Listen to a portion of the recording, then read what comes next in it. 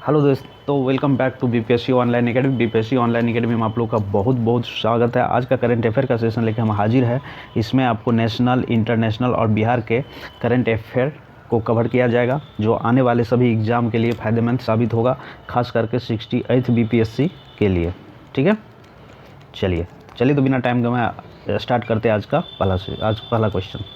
पहला क्वेश्चन है, 14 दिसंबर 2022 को किस राज्य में 438 नम्मा क्लिनिक का उद्घाटन किया गया है? तो ये राज्य है कर्नाटक। कर्नाटक में क्लिनिक खोला गया है। जैसे आप दिल्ली में सुने होंगे मोहल्ला क्लिनिक का नाम, दिल्ली में मोहल्ला क्लिनिक उसी के तर्ज पे स्टार्ट किया गया है यहाँ पे नम्मा क्लिनिक, जो कि कर्नाटक राज्य में खोला गया है। और ये basically primary health care centre है, जो कि अर्बन एरिया में खोला गया है। और इसका जो इनॉग्रेशन किया है, उद्घाटन किया है, जो कर्नाटक के सीएम है बसवराज बोमई, उसके द्वारा उद्घाटन किया है। ठीक है, चलिए दूसरा क्वेश्चन है, तमिलनाडु के मुख्यमंत्री एम.के. स्टालिन ने अभी हाल ही में किस शहर में सुब्रमण्यम भारतियार की प्रतिमा का उद्घाटन किया? तो ये शहर है उत्तर प्रदेश। ये शहर है उत्तर प्रदेश में उद्घाटन किया गया। सुब्रमण्यम भारती, इसको सुब्रमण्यम भारती के नाम से भी जानते हैं। और ये एक तमिल कवि और पत्रकार थे, जो कि भारतीय स्वतंत्रता संग्राम में एक महत्वपूर्ण भूमिका निभाई थी उस टाइम में। और ये इनका जन्म जो हुआ, तमिलनाडु में जन्म हुआ था। और ये पढ़ाई लिखाई के मामले में उत्तर प्रदेश वाराणसी शहर में आए हुए थे। ठीक है, तो वहाँ पे एम.के. स्टालिन साहब, जो कि तमिलनाडु के सीएम हैं, यहाँ पे एक उनके मूर्ति का या प्रतिमा का उद्घाटन किया। ठीक है, वो कवि होने के साथ साथ भारतीय स्वतंत्रता संग्राम में भी सेनानी के रूप में काम किए थे, समाज सुधारक भी थे और पत्रकार भी थे। और उत्तर भारत व दक्षिण भारत के मध्य एकता के सेतु माने जाते थे सुब्रमण्यम भारतियार को या सुब्रमण्यम भारती को।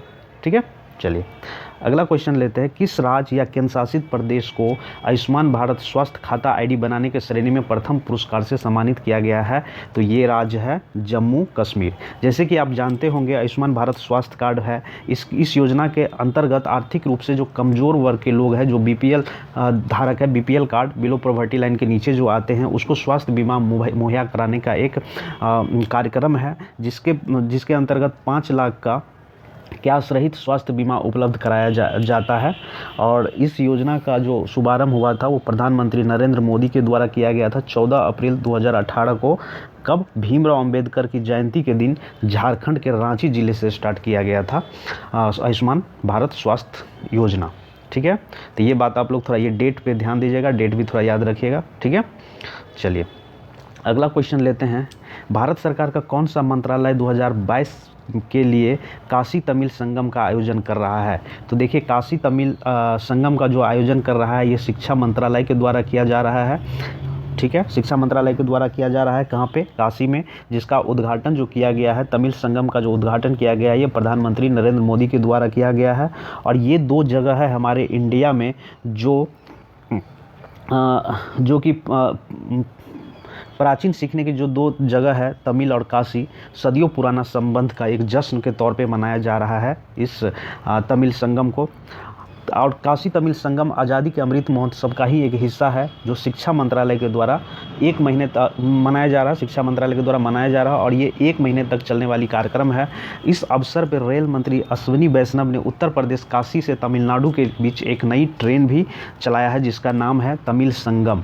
ठीक है, चलिए तो काशी तमिल संगम की योजना कहाँ किया जा रहा है? तो ये है काशी में। और किसके द्वारा किया जा रहा है? शिक्षा मंत्रालय के द्वारा किया जा रहा है। ठीक है, चलिए अगला क्वेश्चन, अभी हाल ही में प्रधानमंत्री नरेंद्र मोदी ने किस राज्य में मोप्पा अंतर्राष्ट्रीय हवाई अड्डा का उद्घाटन किया? तो देखिए, मोप्पा अंतर्राष्ट्रीय हवा, तो ये कहाँ पे है? ये गोवा में किया गया है। और ये ग्रीनफील्ड एयरपोर्ट है। ठीक है, मोप्पा मतलब होता क्या है? मनोहर पारिकर। मतलब कि जो मोप्पा अंतर्राष्ट्रीय हवाई अड्डा है, ये गोवा में खोला गया है। और ये मनोहर पारिकर जी के नाम पे रखा गया है। ठीक है, चलिए मनोहर पारिकर जी कौन थे? तो ये गोवा के पूर्व मुख्यमंत्री रह चुके मनोहर पारिकर, जिनका पिछले साल निधन हो गया। ये ग्रीनफील्ड हवाई अड्डा है। अभी तक भारत में टोटल 34 ऑपरेशनल इंटरनेशनल एयरपोर्ट है, जिसमें इंदिरा गांधी इंटरनेशनल एयरपोर्ट सबसे बड़ा अंतर्राष्ट्रीय हवाई अड्डा है। और ये याद रखिए कि एक ग्रीन फील्ड के एयरपोर्ट है। ग्रीन फील्ड का एयरपोर्ट है कि जो शहरों से दूर हो और बिना इन्वायरमेंट को कोई हानि पहुंचाए हुए जब एयरपोर्ट बनाया जाता है तो उसको कहा जाता है ग्रीन फील्ड एयरपोर्ट। ठीक है, चलिए अगला क्वेश्चन है राष्ट्रीय ऊर्जा संरक्षण दिवस, जिसको एनर्जी कंजर्वेशन डे भी कहते हैं, हर साल कब मनाया जाता है? तो ये हर साल मनाया जाता है 14 दिसंबर को। एनर्जी कंजर्वेशन डे या ऊर्जा संरक्षण दिवस बोलते हैं। 1991 से ये हर साल 14 दिसंबर को मनाया जाता है। किस मंत्रालय के द्वारा? ऊर्जा मंत्रालय के द्वारा मनाया जाता है। ठीक है, इसका उद्देश्य जो है दैनिक जीवन में जो ऊर्जा की आवश्यकता होती है इसके संरक्षण के बारे में सबको जागरूक बढ़ाना या जागरूक करना इसका मेन उद्देश्य होता है। चलिए अगला क्वेश्चन है आम आदमी पार्टी दिसंबर 2022 में अपने गठन के एक दशक के भीतर ही भारत की कौन सी नंबर की राष्ट्रीय पार्टी बन गई? तो देखिए अभी भी न्यूज़ में था ये बात कि भारत की जो आम आदमी पार्टी जो भारत की राष्ट्रीय पार्टी बन गई है। तो ये है कौन? 9वें नंबर की राष्ट्रीय पार्टी है। और देखिए यहाँ पे एक क्वेश्चन आप लोगों से पूछते हैं, आप लोगों को कमेंट बॉक्स में बताना है अभी तक हमारे भारत में कितने राष्ट्रीय पार्टी है। ठीक है, और इसके राष्ट्रीय पार्टी होने का जो कंडीशन होता है वो क्या है? चलिए वो आप लोगों को कमेंट बॉक्स में बताना है। ठीक है, तो अभी जो गुजरात में चुनाव हुआ आम आदमी का जो प्रदर्शन अच्छा रहा तो इसी के लिए इसको 9वीं अंतर्राष्ट्रीय पार्टी का दर्जा दिया गया है। किसके द्वारा?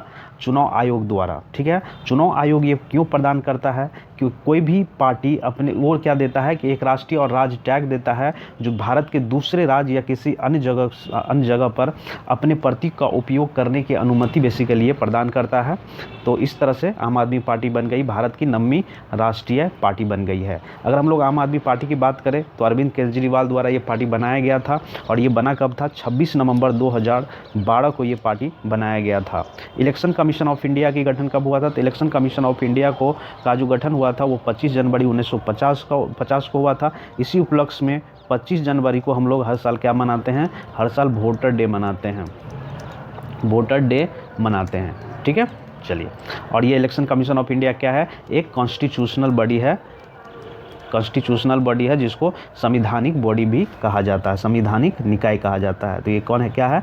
संवैधानिक निकाय है। चलिए अगला क्वेश्चन है टीबी नियंत्रण कार्यक्रम के लिए किस राज्य को सम्मानित किया गया? तो देखिए ये जो राज्य है ये मेघालय राज्य है। टीबी नियंत्रण के लिए उन्होंने प्रोग्राम चलाया था, जन आंदोलन जिसका नाम था, उसके लिए अभी इसको सम्मानित किया गया है ताकि टीबी पे कैसे कंट्रोल पाए। तो इस क्षेत्र में जो सम्मानित मिला है मेघालय राज्य को मिला है। ठीक है, और प्रधानमंत्री नरेंद्र मोदी भी 2025 तक ये लक्ष्य रखा है कि टीबी जैसे खतरनाक बीमारी को ख़त्म किया जाए जड़ से। तो ये राष्ट्रीय लक्ष्य भी है। ठीक है, 2025 तक ख़त्म करने का। चलिए अगला क्वेश्चन है G20 विकास कार्य समूह की 4 दिवसीय बैठक 13 दिसंबर से कहां पर आयोजित की जाएगी? तो ये है मुंबई में। जैसा कि अभी आप जानते हैं कि G20 का जो अध्यक्षता है वो किसको मिला है? भारत को मिला है। ठीक है, भारत को मिला है 1 साल के लिए। तो G20 विकास कार्य समूह की 4 दिवसीय बैठक जो होने वाली है 13 दिसंबर को, ये होने वाली है भारत की अध्यक्षता में। कहाँ पे? मुंबई में होने वाला है। ठीक है, और इस बैठक में जो है जो विकासशील देश है या कम विकासशील देश है या द्वीप में जो विकसित है उससे संबंधित मुद्दों पे जो चर्चा करना है, चर्चा होगा इस बैठक में। ठीक है, अगला क्वेश्चन है दिसंबर 2022 में table tennis federation of India, जिसको TTFI भी कहते हैं, का पहली महिला अध्यक्ष किसे चुना गया है? तो ये है मेघना अहलावत को चुना गया है।